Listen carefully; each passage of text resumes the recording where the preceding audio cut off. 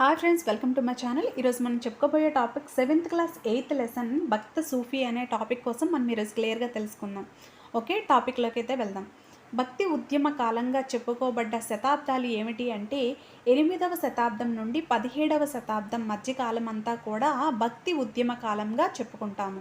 అయితే భక్తి ఉద్యమ ప్రధాన లక్షణాలు ఏమిటి అంటే విశ్వమానవ సోదర భావం, సమాజంలో అందరూ సమానం, విశ్వమానవ సోదర భావం అండ్ సమాజంలో అందరూ సమానం అనేది భక్తి ఉద్యమం యొక్క ప్రధాన లక్షణాలుగా చెప్పుకుంటాం. అయితే భక్తి అనేది రెండు రకాలుగా ఉంటుంది. ఒకటి సుగుణ భక్తి, రెండవది నిర్గుణ భక్తి. సుగుణ భక్తి అంటే భగవంతుణ్ణి ఏదో ఒక ఆకారంలో పూజించడం అనేది సగుణ భక్తి. నిర్గుణ భక్తి అంటే భగవంతుణ్ణి నిరాకారంగా పూజించడం అనేది, అంటే ఎటువంటి ఆకారం లేకుండా పూజించడం అనేది నిర్గుణ భక్తిగా చెప్పుకుంటాము. అయితే భక్తి ఉద్యమాన్ని ప్రారంభించిన వారు ఎవరు? మొట్టమొదటిగా భక్తి ఉద్యమాన్ని ప్రారంభించిన వ్యక్తి ఎవరు అంటే ఆది శంకరాచార్యులు భక్తి ఉద్యమాన్ని స్టార్ట్ చేశారు. అయితే ఈ ఆది శంకరాచార్యులు ప్రబోధించిన మతం ఏది అంటే అద్వైత మతంగా చెప్పుకుంటాము. అద్వైత మతాన్ని ప్రతిపాదించిన వ్యక్తి ఎవరు అంటే శంకరాచార్యులు. నెక్స్ట్ ద్వైత సిద్ధాంతాన్ని ప్రతిపాదించింది ఎవరు? మధ్వాచార్యులు. నెక్స్ట్ విశిష్ట అద్వైతాన్ని ప్రతిపాదించింది రామానుజాచార్యులు. ఓకే, అద్వైతం, ద్వైతం, విశిష్ట అద్వైతం. నెక్స్ట్ వైష్ణవ సాధువుల్ని ఏమని పిలుస్తారు అంటే అల్వార్లు అని పిలుస్తారు. వైష్ణవ సాధువులకి ఏమని పేరు? అల్వార్లు. శైవ సాధువులకి గల పేర్లు నాయనార్లు. వైష్ణవ సాధువుల పేర్లు అల్వార్లు, శైవ సాధువుల పేర్లు నాయనార్లు. అయితే దక్షిణ భారతదేశంలో మొట్టమొదటిగా తమిళనాడులో భక్తి ఉద్యమం అనేది వ్యాప్తి చేశారు. దక్షిణ భారతదేశంలో ఈ భక్తి ఉద్యమం అనేది వ్యాప్తి జరిగింది. అది ఎక్కడ, ఏ ప్లేస్లో అంటే తమిళనాడు ప్రాంతంలో. అయితే భక్తి ఉద్యమకారులుగా చెప్పుకోబడ్డవారు ఎవరెవరో తెలుసుకుందాం. భక్తి ఉద్యమకారులు కర్ణాటకలో బసవేశ్వరుడు, మహారాష్ట్రలో తుకారాం, నామదేవ్, సమర్థ రామదాసు, ఉత్తర భారతదేశంలో రామానందుడు, కబీరు, రవిదాస్, సూరదాస్, మీరాబాయి. నెక్స్ట్ బెంగాల్లో చైతన్య మహాప్రభు, పంజాబ్లోని గురునానక్ దేవ్, అస్సాంలో శంకరదేవుడు. అస్సాంలో శంకరదేవుడు. వీరందరూ కూడా భక్తి ఉద్యమకారులుగా చెప్పుకోబడ్డ వ్యక్తులు. అయితే ద్వైతం అంటే ఏంటో తెలుసుకుందాం. జీవుడు వేరు, దేవుడు వేరు అనేది చెప్పేది ద్వైతం. విశిష్ట అద్వైతం ఏం చెప్తుందంటే జీవుడు దేవుడిలోని ఒక అంశ అని చెప్తుంది విశిష్ట అద్వైతం. అద్వైతం ఏం చెప్తుంది అంటే జీవుడే దేవుడు అని చెప్తుంది అద్వైతం. ఓకే, ఈ విధంగా ద్వైతం, విశిష్ట అద్వైతం, అద్వైతంగా మనం చెప్పుకుంటాము. అయితే ఆది శంకరాచార్యులు గ్రామం ఏది? ఆది శంకరాచార్యులు గ్రామం అనేది కేరళలోని కాలడి గ్రామం. కేరళలోని జన్మించారు. అతను ఏ గ్రామంలో జన్మించారు అంటే కాలడి గ్రామంలో జన్మించారు. అయితే శంకరాచార్యులు ఎన్ని సంవత్సరాలకు సన్యాసం తీసుకున్నారు అంటే 5 ఇయర్స్కి సన్యాసం తీసుకోవడం జరిగింది. అయితే అద్వైత సిద్ధాంతాన్ని ప్రబోధించిన వారు ఎవరు అంటే శంకరాచార్యులు అని తెలుసుకున్నాం. అయితే శంకరాచార్యులు ఏర్పాటు చేసిన శక్తిపీఠాలు ఎన్ని అంటే 4. శంకరాచార్యులు ఏర్పాటు చేసిన శక్తిపీఠాలు 4. ఉత్తరాన బద్రీనాథ్, దక్షిణాన శృంగేరి, పడమరన ద్వారక, తూర్పున పూరి. ఓకే, తూర్పున పూరి గుజరాత్లో ద్వారక, నెక్స్ట్ దక్షిణాన శృంగేరి, ఉత్తరాన బద్రీనాథ్. ఓకే, ఇవన్నీ కూడా 4 శక్తిపీఠాలు శంకరాచార్యులు గారు ఏర్పాటు చేసిన పీఠాలు. అయితే ఆది శంకరాచార్యుల యొక్క రచనలు ఏంటి అంటే వివేక చూడామణి, సౌందర్య లహరి, శివానంద లహరి, ఆత్మబోధ. శివానంద లహరి, ఆత్మబోధ. అయితే శంకరాచార్యుల యొక్క నిర్వాణం అంటే మరణం అనేది 32 సంవత్సరాలకు మరణించడం జరిగింది. ఓకే, నెక్స్ట్ రామానుజాచార్యుల గురించి తెలుసుకుందాం. రామానుజాచార్యులు తత్వవేత్త మరియు సంఘ సంస్కర్త.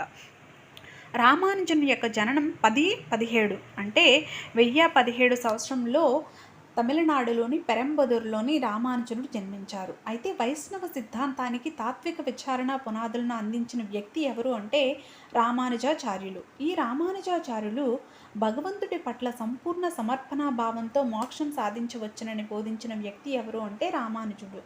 అయితే శ్రీ భాష్యం అనే పేరుతో బ్రహ్మసూత్రాలను వ్యాఖ్యానించిన వ్యక్తి ఎవరు అంటే రామానుజుడు.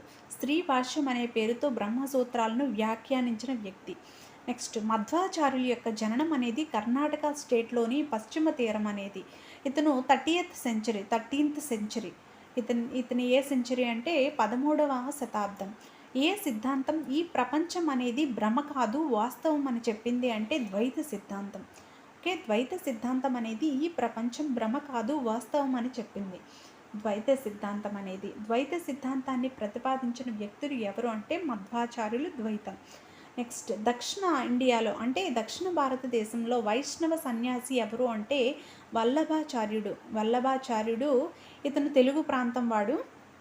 దక్షిణ భారతదేశంలోని వైష్ణవ సన్యాసి వల్లభాచార్యుల ఆలోచన విధానం ఏంటి అంటే శుద్ధ అద్వైతం అంటే శంకరాచార్యులు, శుద్ధ అద్వైతం అంటే ఎవరు అంటే వల్లభాచార్యులు శుద్ధ అద్వైతం. దేవుడు ఒక్కడే అని చెప్పారు వల్లభాచార్యులు. ఎవరి బోధనలను పుష్టి మార్గం లేదా భగవదానుగ్రహంగా చెప్పవచ్చు? వల్లభాచార్యుల యొక్క బోధనలు అనేవి పుష్టి మార్గం లేదా భగవదానుగ్రహంగా చెప్పుకోవచ్చు. అయితే బ్రహ్మసూత్రాలకు భాష్యం రచించిన వారు, బ్రహ్మసూత్రాలను వ్యాఖ్యానించిన వారైతే రామానుజాచార్యులు. బ్రహ్మసూత్రాలకు భాష్యం రచించిన వారు ఎవరు అంటే వల్లభాచార్యులు. ఓకే, వల్లభాచార్యులు ఎవరి యొక్క భక్తుడు అంటే శ్రీకృష్ణుని యొక్క భక్తుడు వల్లభాచార్యుడు. బ్రహ్మసూత్రాలు అనేది సంస్కృత గ్రంథం. ఇది రాసింది ఎవరు అంటే వ్యాసుడు లేదా బాధారాయణుడు. వ్యాసుడిని బాధారాయణుడు అని అంటారు. ఓకే, బ్రహ్మసూత్రాలు అనే సంస్కృత గ్రంథాన్ని రాసింది వ్యాసుడు. వేదాంతం సూత్రం అనే పేరు గలదు. బ్రహ్మసూత్రాలకు గల పేరు ఏంటి అంటే వేదాంత సూత్రం అనే పేరు గలదు. నెక్స్ట్, బసవేశ్వరుడు కర్ణాటక రాష్ట్రానికి చెందిన రాజనీతిజ్ఞుడు. Next, philosopher. Next, poet. అయితే వీరు శైవ సాంప్రదాయాన్ని ప్రచారం చేసిన వ్యక్తి బసవేశ్వరుడు. శైవ సాంప్రదాయాన్ని ప్రచారం చేశారు. బసవేశ్వరుని రచనలు ఏమంటారు అంటే వచనములు అని అంటారు. బసవేశ్వరుని యొక్క రచనలను ఏమంటారు అంటే వచనములు అని అంటారు, వచనాలు. అయితే బసవేశ్వరుడి ప్రసిద్ధి సూక్తి ఏంటి అంటే మానవులంతా సమానమే, కులం లేదా ఉపకులం లేదు. బసవేశ్వరుని యొక్క ప్రసిద్ధి సూక్తి ఏంటి అంటే మానవులంతా సమానమే, కులం లేదా ఉపకులం అనేది లేదు అని చెప్పారు. అయితే ఉత్తర భారతదేశంలో వైష్ణవ మతాన్ని ప్రచారం చేసిన వ్యక్తి ఎవరు అంటే రామానందుడు. ఓకే, దక్షిణ భారతదేశంలో వైష్ణవ మతం అంటే రామానుజుడు. ఇది ఉత్తర భారతదేశంలో వైష్ణవ మతం అని అంటే రామానందుడు. అయితే రామానందుని యొక్క స్వస్థలం ఎక్కడ అంటే ప్రయోగ. ఓకే, ప్రయోగ అనేది రామానందుని యొక్క స్వస్థలంగా చెప్పుకుంటాం. అయితే ఇతను విద్యాభ్యాసం అనేది బనారస్లో చేశారు. ఎవరి పట్ల వీరికి విశ్వాసం ఎక్కువ అంటే రామానుజాచార్యుల యొక్క విశిష్ట అద్వైతం పైన ఇతనికి విశ్వాసం అనేది ఎక్కువ. అయితే సమాజంలో వివిధ వర్గాలుగా విభజించబడి ఉండడాన్ని వ్యతిరేకించిన వ్యక్తి ఎవరు అంటే రామానందుడు. సమాజంలో వివిధ వర్గాలు అనేవి విభజించబడి ఉన్నాయి, వాటిని వ్యతిరేకించిన వ్యక్తి ఎవరు అంటే రామానందుడు. అయితే రామానందుని బోధనలు ఏ భాషలో కలవు అంటే హిందీ భాషలో కలవు. రామానందుని యొక్క బోధనలు ఏ భాషలో కలవు? హిందీ భాషలో కలవు. అయితే ఉత్తర భారతదేశంలో ప్రముఖ భక్త సాధువులలో ఒకరు ఎవరు అంటే కబీర్ ఉత్తర భారతదేశంలో ప్రముఖ భక్త సాధువులలో ఒకరు. అయితే నీరు అనే ఇస్లాం చేనేతకారుని ఆధారంలో పెరిగిన వారు ఎవరు అంటే కబీర్. నీరు అనే ఇస్లాం చేనేతకారుని యొక్క ఆధ్వర్యంలో పెరిగిన వ్యక్తి ఎవరు? కబీర్ యొక్క గురువు ఎవరు అంటే రామానందుడు కబీర్ యొక్క గురువుగా చెప్పుకుంటాము.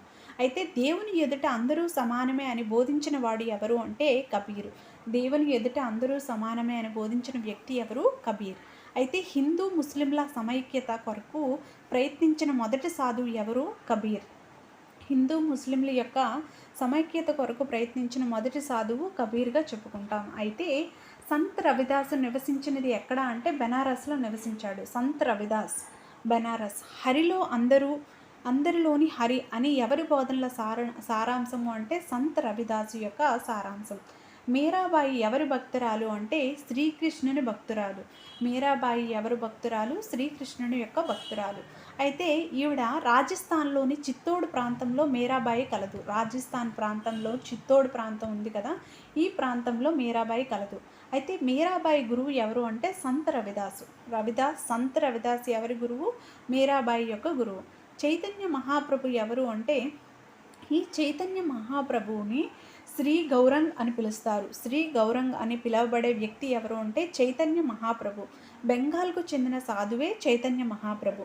అయితే చైతన్య మహాప్రభు బోధనలు ఎక్కడ ప్రచారం చేశారు అంటే పండరీపురం, సోమనాథ్ మరియు ద్వారక. పండరీపురంలోను, సోమనాథ్లోను మరియు ద్వారకాలోని చైతన్య మహాప్రభు యొక్క బోధనాలు ప్రచారం జరిగేవి. అయితే చైతన్య మహాప్రభు మరణం అనేది ఎక్కడ జరిగింది అంటే ఒరిస్సా స్టేట్లోని పూరిలో జరిగింది. దేవుడు ఒక్కడే అని, ఆయన కృష్ణుడు లేదా హరి అని విశ్వసించిన వ్యక్తి ఎవరు అంటే చైతన్య మహాప్రభు. అయితే ప్రేమ, భక్తి, గానం మరియు నృత్యం ద్వారా దేవుని సన్నిధిని చేరుకోవచ్చని ప్రబోధించిన వ్యక్తి ఎవరు అంటే చైతన్య మహాప్రభు. ప్రేమ, భక్తి, గానం మరియు నృత్యం ద్వారా దేవుని సన్నిధిని చేరుకోవచ్చు అని ప్రబోధించిన వ్యక్తి ఎవరు? చైతన్య మహాప్రభు. ఆత్మ పరిశీలనకు ప్రాముఖ్యతనిచ్చిన వ్యక్తి చైతన్య మహాప్రభు. అది గురువు ద్వారానే ఆత్మ పరిశీలన ప్రాముఖ్యతనిచ్చి అది గురువు ద్వారానే సాధ్యమవుతుంది అని చెప్పిన వ్యక్తి ఎవరు అంటే చైతన్య మహాప్రభు. శంకర దేవుడు అస్సాం ప్రాంతానికి చెందిన వ్యక్తి. సత్రాలు, మఠాలు, నామ్గర్లు ప్రారంభించిన వ్యక్తి ఎవరు అంటే శంకర దేవుడు. గిరిజనులతో సహా అందరికీ వైష్ణవ మతాన్ని ప్రబోధించడంలో విజయం సాధించిన వ్యక్తి ఎవరు అంటే శంకర దేవుడుగా చెప్పుకుంటాం. అయితే సిక్కు మత స్థాపకుడు ఎవరు అంటే గురునానక్. సిక్కు మత స్థాపకుడు గురునానక్. ఎవరి బోధనలు విశేషంగా అభిమానించాడు అంటే కబీరు యొక్క బోధనలు గురునానక్ విశేషంగా అభిమానించాడు. అయితే గురునానక్ యొక్క జన్మం ఎక్కడ అంటే లాహోర్ సమీపంలో గల తల్వండి గ్రామంలో 1469వ సంవత్సరంలో, అంటే ఇది 15th సెంచరీ. 1469లో తల్వండి గ్రామంలో లాహోర్ సమీపంలో గురునానక్ జన్మం అనేది జరిగింది. అయితే దేవుడు ఒక్కడే అని మరియు సోదర భావాన్ని కలిగి ఉండాలని విశ్వసించిన వ్యక్తి ఎవరు అంటే గురునానక్. గురునానక్ అనుచరులను ఏమంటారు అంటే సిక్కులు అని అంటారు. గురునానక్ యొక్క అనుచరులను ఏమంటారు? సిక్కులు. దేవుడు ఒక్కడే, మానవులంతా ప్రత్యక్షంగా దేవునితో అనుసంధానం కాగలరు అని బోధన చేసిన వ్యక్తి ఎవరు అంటే గురునానక్. దేవుడు ఒక్కడే, మానవులంతా ప్రత్యక్షంగా దేవునితో అనుసంధానం కాగలరని బోధన చేసిన వ్యక్తి ఎవరు? గురునానక్. నెక్స్ట్, పండరీపురానికి చెందిన విఠోబా భక్తుడు ఎవరు అంటే నామ్దేవ్. పండరీపురానికి చెందిన విఠోబా భక్తుడు ఎవరు? నామ్దేవ్. ఏకాగ్రతతో మనస్సును దైవానికి సమర్పించడం ద్వారా మోక్షాన్ని సాధించవచ్చని బోధించిన వ్యక్తి ఎవరు అంటే నామ్దేవ్. జ్ఞానేశ్వరుడు భగవద్దీపిక అనే పేరుతో భగవద్గీతకు వ్యాఖ్యానం రాశాడు. ఎవరు భగవద్దీపిక అనే పేరుతో భగవద్గీతకు వ్యాఖ్యానం రాశారు అంటే జ్ఞానేశ్వరుడు. భగవద్దీపిక జ్ఞానేశ్వరి. ఓకే, జ్ఞానేశ్వరుడు బోధనలో భాష ఏంటి అంటే మరాఠా భాష. ఎందుకంటే మహారాష్ట్రలో నామ్దేవ్, జ్ఞానేశ్వర్ వీళ్ళందరూ కూడా సాధువులు. నెక్స్ట్, సమాజంలో అన్ని కులాలను భగవద్గీత గ్రంథ పఠనానికి అనుమతించాలని బోధించిన వ్యక్తి ఎవరు అంటే జ్ఞానేశ్వరుడు. జ్ఞానేశ్వరుడు సమాజంలో అన్ని కులాలను భగవద్గీత గ్రంథ పఠనానికి అనుమతించాలని బోధించిన వ్యక్తి. తెలుగు భక్తి ఉద్యమకారులు ఎవరు అంటే మొల్లా అన్నమయ్య. కవయిత్రి మొల్లా అన్నమయ్య తెలుగు భక్తి ఉద్యమకారులు. రామాయణాన్ని తెలుగులో రాసిన వ్యక్తి ఎవరు అంటే మొల్లమాంబ ఎవరి సమకాలికులు అంటే శ్రీకృష్ణదేవరాయల యొక్క సమకాలికురాలు ఎవరు? మొల్ల. తాళ్ళపాక అన్నమాచార్యుల జన్మస్థలం కడప జిల్లా తాళ్ళపాక. ఇతన్ని పదకవితా పితామహుడిగా పిలుస్తారు. 32,000 సంకీర్తనలు అనేవి ఇతను రాశారు. అయితే సమాజంలో అసమానతలను తన పద్యాలలో నిరసించిన వ్యక్తి ఎవరు అంటే అన్నమాచార్యులు. ఓకే, నెక్స్ట్, ఇస్లాం మతంలోను సాంఘిక మత సంస్కరణ ఉద్యమాన్ని సూఫీ ఉద్యమం అని అంటారు. విశ్వమానవ ప్రేమ మరియు సమతావాదాన్ని ప్రచారం చేసిన మతం ఏది అంటే సూఫీ తత్వం. అయితే ఈ సూఫీ అనే పదం సాఫ్ అనే అరబిక్ పదం నుండి వచ్చింది. సాఫ్ మీన్స్ స్వచ్ఛత లేదా శుభ్రత. ఓకే, వహదత్ ఉల్ ఉజూద్ అనగా ఏకేశ్వరోపాసన అంటే ఒక దేవుణ్ణి మాత్రమే కొలవడం. సూఫీయిజం యొక్క ముఖ్య లక్షణాలు ఏంటి అంటే దేవుడు ఒక్కడే, అందరూ దేవుని యొక్క సంతానమే. సాటి మానవుణ్ణి ప్రేమించడం అంటే భగవంతుణ్ణి ప్రేమించడం. భక్తితో కూడిన సంగీతం దేవుని సన్నిధికి చేరడానికి ఉన్న మార్గాలలో ఒకటి. 4వది ఏకేశ్వరోపాసన. ఇవన్నీ కూడా సూఫీయిజం యొక్క ముఖ్య లక్షణాలుగా చెప్పుకుంటాము. అయితే భారతదేశానికి చెందిన గొప్ప సూఫీ సాధువు ఎవరు అంటే క్వాజీ మొయినుద్దీన్ను గొప్ప సూఫీ సాధువుగా చెప్పుకుంటాము. అయితే భారతదేశంలో చిస్తీ పద్ధతి ఎవరి ద్వారా స్థాపించబడింది అంటే క్వాజీ మొయినుద్దీన్ చిస్తీ ప్రకారం ఈ చిస్తీ పద్ధతి అనేది స్థాపించబడింది. క్వాజీ మొయినుద్దీన్ చిస్తీ జననం అనేది ఎప్పుడు జరిగింది అంటే క్రీస్తు శకం 1143లో పర్షియాలోని సీస్తాన్లో జరిగింది. అయితే చిస్తీ భారతదేశాన్ని సందర్శించిన సంవత్సరం ఎప్పుడు అంటే క్రీస్తు శకం 1192లో భారతదేశాన్ని సందర్శించడం జరిగింది. క్రీస్తు శకం 1192లోని మహమ్మద్ గోరీ అనేది భారతదేశంపై దండయాత్ర జరిగిన సందర్భంలో చిస్తీ కూడా భారతదేశాన్ని సందర్శించడం జరిగింది. అయితే మొయినుద్దీన్ చిస్తీ దర్గా భారతదేశంలో రాజస్థాన్లోని మొయినుద్దీన్ చిస్తీ దర్గా భారతదేశంలో రాజస్థాన్లోని అజ్మీర్లో కలదు. అయితే ఖ్వాజా మొయినుద్దీన్ చిస్తీ పవిత్ర సమాధి ఎక్కడ కలదు? అజ్మీర్లో కలదు. చిస్తీ సాధువుల్లో అత్యంత ప్రసిద్ధిగాంచిన వ్యక్తి నిజాముద్దీన్ ఔలియా చిస్తీ. బాబా ఫరీద్ యొక్క శిష్యుడు ఎవరు అంటే నిజాముద్దీన్ ఔలియా. ఓకే. అయితే ఇస్లాం ప్రముఖ సూఫీ సాధువులు ఎవరు అంటే ఫరాదుద్దీన్ గంజ్ ఈ షకర్, షేక్ నిజ్మతుల్లా మరియు ఖ్వాజా పీర్ మహమ్మద్. వీళ్ళందరూ కూడా ఇస్లాంలో సూఫీ సాధువులు. నెక్స్ట్, భక్తి ఉద్యమ ప్రేరణతో స్థాపించబడిన కొత్త సామ్రాజ్యాలు ఏమిటి అంటే విద్యారణ్య స్వామి ప్రేరణతో విజయనగర సామ్రాజ్యం, సమర్థ రామదాసు స్వామి ప్రేరణతో శివాజీ చేత మరాఠా సామ్రాజ్యం. అయితే భక్తి ఉద్యమ సాధువుల సాహిత్యానికి ఎగ్జాంపుల్గా చెప్పుకోబడ్డవి ఏమిటి అంటే అక్క మహాదేవి యొక్క రచనలు, మీరాబాయి యొక్క భజనలు. నెక్స్ట్, గోదాదేవి రచించిన తిరుప్పవై ఇవన్నీ కూడా భక్తి ఉద్యమ సాధువుల సాహిత్యానికి ఉదాహరణగా చెప్పుకోబడ్డాయి. అయితే సూఫీ సాధువులు దైవాన్ని స్తుతించడంలో సంగీతానికి విశేష ప్రాధాన్యత ఉండేది. దాన్ని ఏమంటారు అంటే కవ్వాలి అని అంటారు. ఓకే. కవ్వాలి అంటే సంగీతం అనేది దేవుణ్ణి స్తుతించడంలో సంగీతం అనేది ప్రధానంగా ప్రాధాన్యత అనేది కలదు అని చెప్పారు. ఎవరు అంటే సూఫీ సాధువులు. దాన్ని ఏమంటారు అంటే కవ్వాలి అని అంటారు. ఓకే. ఇది ఈ లెసన్ యొక్క పూర్తి డీటెయిల్స్ అనేవి.